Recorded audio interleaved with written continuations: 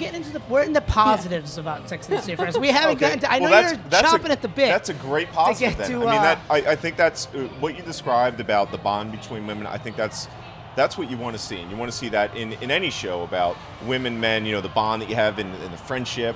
And every episode comes back to them at that diner, hanging out, discussing whatever they're discussing that day, you know, whatever happened in their relationships.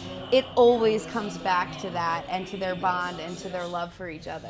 But I do think, I do think there are cases and there are women out there who can be competitive when it comes to men. And I think that a lot of times that it's almost like, you know, I think a lot of guys sort of have this feeling that if a woman is interested in a guy, her friends are more interested in him because...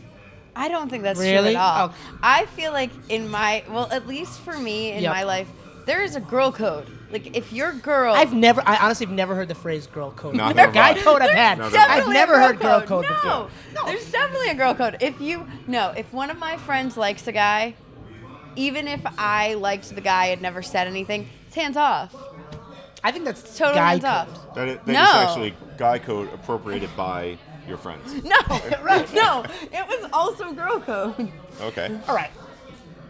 Something else that I like about their friendship and their interaction is that they speak openly about things. You know, they talk about a lot of things that, you know, I think maybe a lot of people aren't necessarily comfortable talking about frankly and honestly amongst their friends.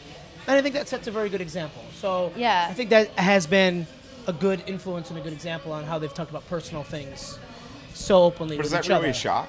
What's that? Girls talking about personal things No, together? but you don't really see it on you haven't seen it on TV, I don't think. No, this is really the first show that I think actually discussed meaty issues about sexuality and, you know, about, you know, Miranda got an STD, those types of things.